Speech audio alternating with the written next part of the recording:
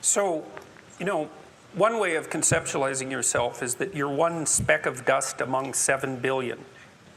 And when you conceptualize yourself that way, you might think, well, what difference does it make what I say or do?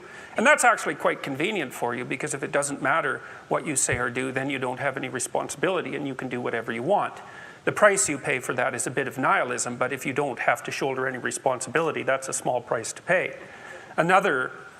That's the underground motivation for nihilism. But the other way of looking at it, and this is actually the accurate way of looking at it, is that you're in a network.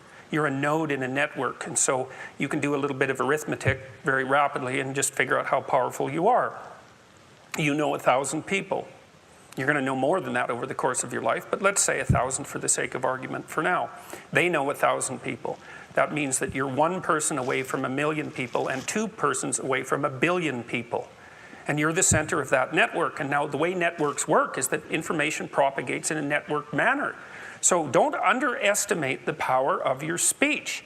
Now, Western culture is phallogocentric. Let's say it. Okay, so we'll say, yeah, that's just fine. That's exactly what it is. It's predicated on the idea of the logos, that the logos is the sacred element of Western culture. And what does that mean? It means that your capacity for speech is divine. It's the thing that generates order from chaos and then sometimes turns pathological order into chaos when it has to. Don't underestimate the power of truth. There's nothing more powerful. Now, in order to speak what you might regard as the truth, you have to let go of the outcome. You have to think, all right, I'm going to say what I think, stupid as I am, biased as I am, ignorant as I am. I'm going to state what I think as clearly as I can, and I'm going to live with the consequences no matter what they are. Now, the reason you think that's an element of faith. The idea is that nothing brings a better world into being than the stated truth. Now, you might have to pay a price for that, but that's fine. You're going to pay a price for every bloody thing you do and everything you don't do. You don't get to choose to not pay a price. You get to choose which poison you're going to take. That's it.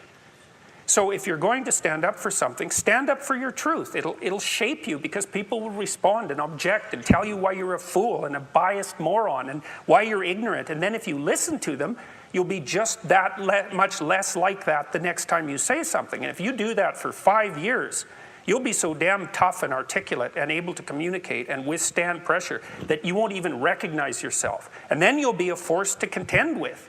And you don't get to wait until, because I get letters like Gad Saad gets all the time too, from faculty members in particular, and they say, well, when I get tenure, it's like, then they think, well, when I'm an associate professor, and then they think, well, when I'm a full professor. It's like, if you're a professor already, you're like the most protected person in the history of the planet, and you need, well, okay, but one of the things that indicates is that it's almost impossible to provide people with enough protection so that they feel safe to speak. Okay, so we'll address that directly. It is not safe to speak, and it never will be.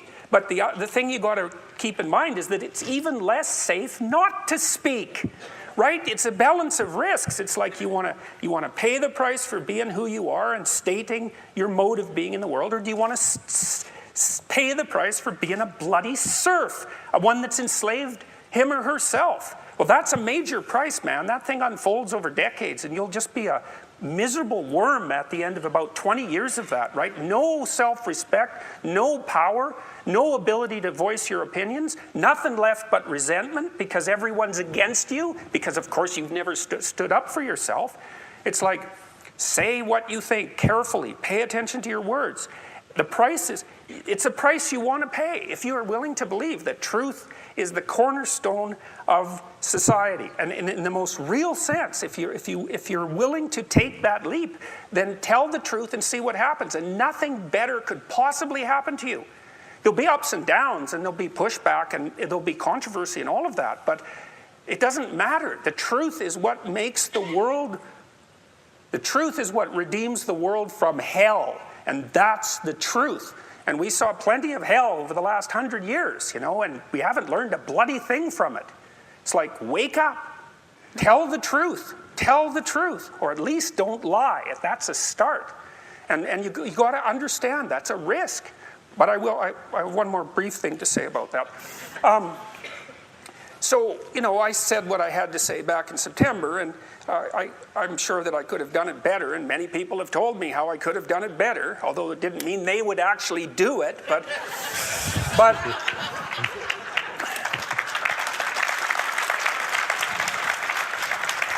and you know, my job was at risk, serious risk, for about 2 months, and it destabilized my family, who've been very brave about this, so like, thumbs up to them, man. They've just stood by me.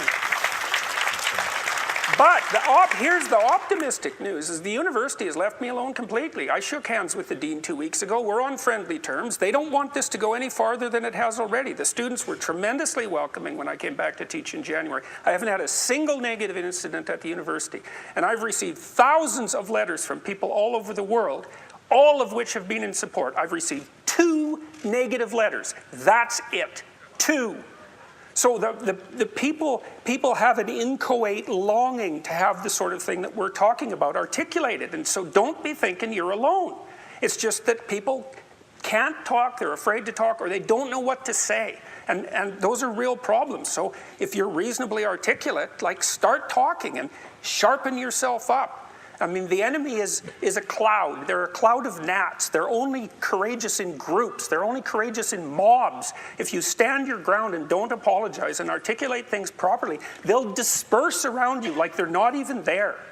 So most of it's illusion. So don't be afraid, but be afraid of the right thing. And the right thing you should be afraid of is not saying what you say, because that's the same as not being. And here you are, suffering away. You might as well be at the same time. At least then there's something to you. So